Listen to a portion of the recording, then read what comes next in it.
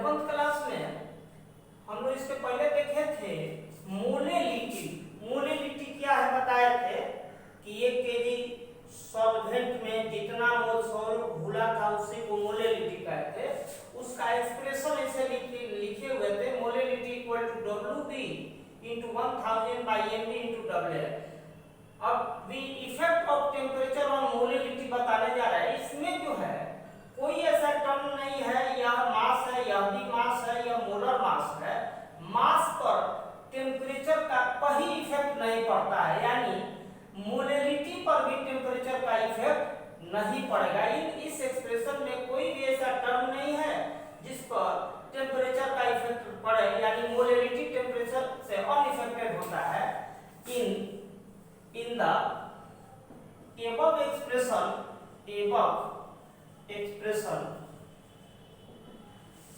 there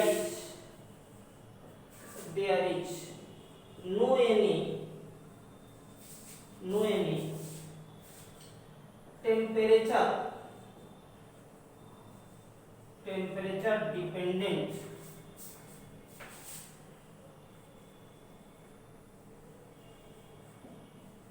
terms,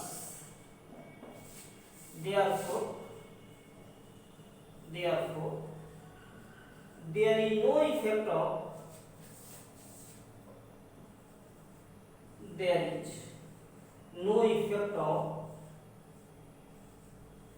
temperature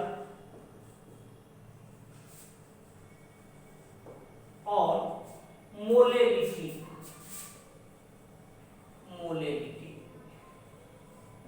that is molality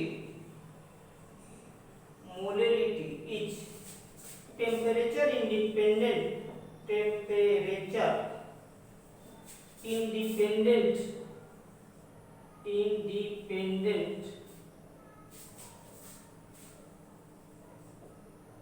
terms।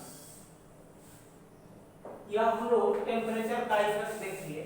उसके बाद हम लोग देखने जा रहे हैं अब what is mole fraction. Mole fraction बता रहे हैं, थोड़ा सा जगह बना करके।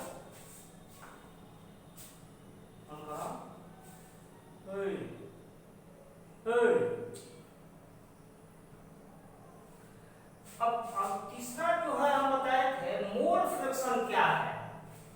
मोल फ्रैक्शन को कुछ लोग अणु भिन्नांक हिंदी में कहते हैं, अणु प्रभाव भी कहते हैं। क्या है, मान लेते हैं कि कोई सॉल्वेंट है, सॉल्यूशन है, तो सॉल्यूशन दो चीजों से बना हुआ है, सॉल्वेंट और सॉल्यूट है। सॉल्वेंट के मान लेते हैं मोलेकुल्स नंबर ऑफ मोल्स जो है सॉल्वेंट का 10 मान लिया जाए, सॉल्यूट का 10 मान लिया जाए और 100 मान लिया जाए सॉल्वेंट का मोलेकुल। तो अगर 10 में भाग दे देंगे, 10 में भाग दे देंगे 10 + 100 से, यानी सॉल्यूट वाला में भाग दे दिए हैं उसके मोल में टोटल मोल से, तो इस सॉल्यूट का मोल फ्रैक्शन हो जाएगा। अगर 100 में भाग दे दिए यह 100 प्लस इतना का जो सॉल्वेंट का ऊपर मोल रख दिए है, तो ये सॉल्वेंट का मोल फ्रैक्शन हो गया। यानी मोल फ्रैक्शन जो है सॉल्वेंट का भी हो सकता है, सॉल्यूट का भी हो सकता है। यानी हुआ क्या कि मोल फ्रैक्शन क्या है, रेशियो है। सॉल्वेंट के मोल हो सकता है या सॉल्यूट का मोल हो सकता है by total number of moles, इसी का नाम है मोल फ्रैक्शन। ये तो हम यह समझे, लेकिन एग्जामिनेशन में लिखेंगे कैसे, how to write answer in examination. तो लिख देंगे कि the ratio of moles of solute और solvent and total number of moles present in a solution is called mole fraction। इस तरह से the ratio of number of moles of any components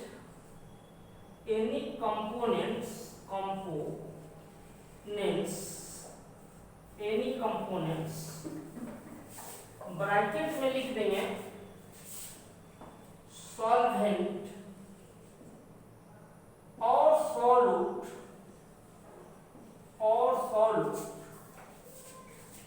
and total number of moles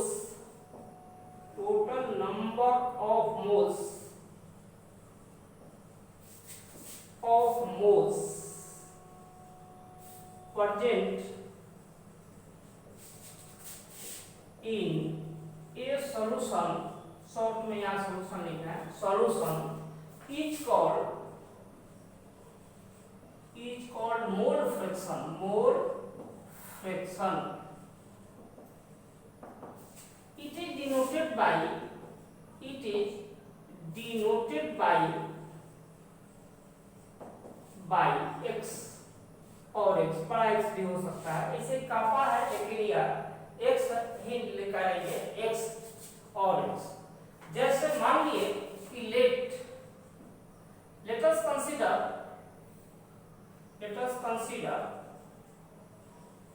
a solution of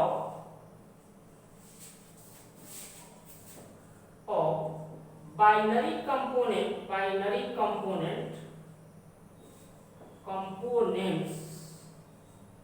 a and b,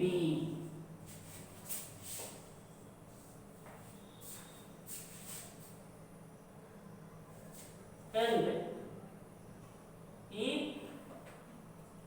if Na equal to number of moles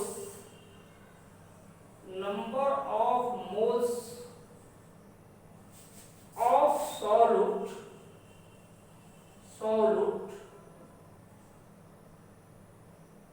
यहाँ पर solvent कर दिया जाए, solvent A, and B equal to number of moles of solute B। तो हम यही definition दिए थे, therefore mole fraction of solvent निकाला है, solvent, तो सॉल्वेंट के मोलों की संख्या Na by Na plus Nb, solvent के मोलों की संख्या बाई टोटल मोल की संख्या, मैंने वही बोले थे एनी कंपोनेंट सॉल्वेंट और सॉल्यूट लिखे हुए थे, यह इसको हम लिख देंगे XA equal to Na by Na plus Nb। इसी प्रकार से सिमिलरली मोल फ्रैक्शन ऑफ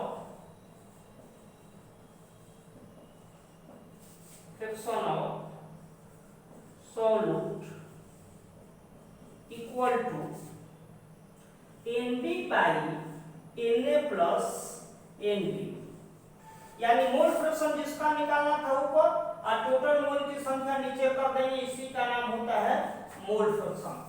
यहाँ पर हम लिख दिए xb equal to Nb by Na plus Nb।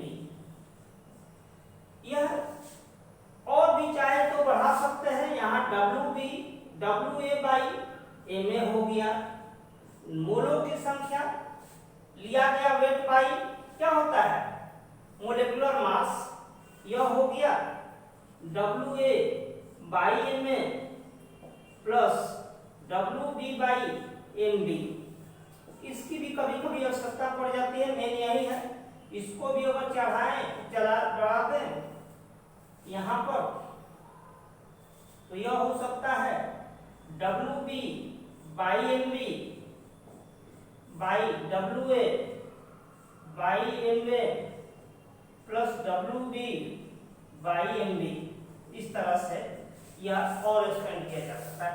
इतना ही हम लोग याद रखेंगे, x से बराबर Na बाई Nb प्लस यह हो गया Na by Na plus Nb, या दूसरा हो गया xb बराबर Nb by Na plus Nb। तो यह हम लोग का मोल फ्रैक्शन हो गया।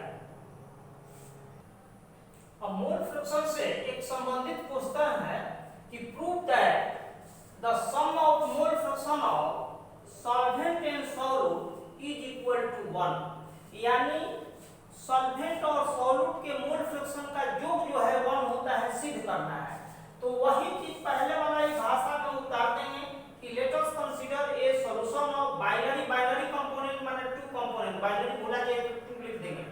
Binary components A and B and Na equal to, मान लिया कि number of moles of solvent A है, Nb equal to number of moles of solute B है, सॉल्यूट हो गया, सॉल्यूट यह बी है, इस तरह से। इसलिए यहाँ हम लोग देखे थे मोल फ्रैक्शन ऑफ सॉल्वेंट हो गया Na by Na plus Nb, इसी को ऐसे लिखे थे, यह Nb by Na plus Nb हो गया। Similarly mole fraction of solute Nb by Na plus Nb हो गया। या सिमिलरली अगर लिख दे है तो एक लाइन और कम कर दिया जा सकता है, यहीं पर कम कर सकते थे हम।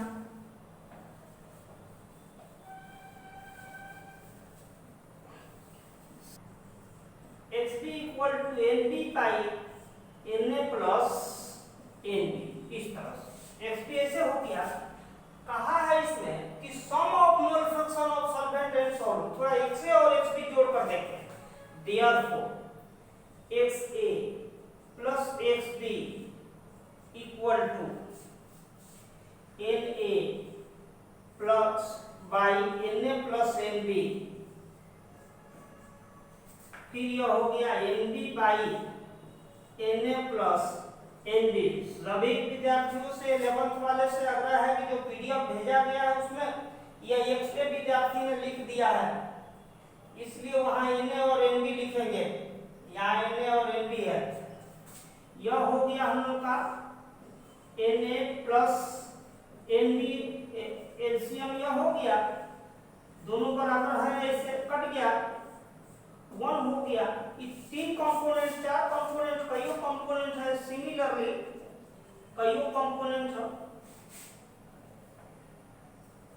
सिमिलरली मान लेते हैं कि कोई कह दिया Xa plus Xb plus Xc, यह कितना होगा, तो हम लोग लिख देंगे Na by Na plus Nb plus Nc, तीन कंपोनेंट हो तब भी वही बात, Nb by Na plus Nb plus Nc plus Nc by Na plus Nb plus Nc equal to Na plus Nb plus Nc by हो गया Na plus Nb plus Nc equal to 1। कई component है, ये एक cube हो जाएगा। यानी result हमने क्या दिया, दैट इज रिजल्ट दिया the sum of mole fraction of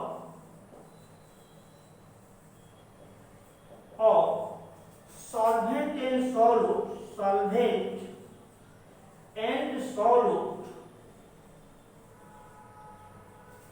is equal to 1। 1 को कुछ यूनिटी भी लिख देते हैं, यूनिट भी लिख देते हैं, यूनिट। यह हो गया कि दोनों के मोल फ्रैक्शन का योग कितना होता है, 1 होता है।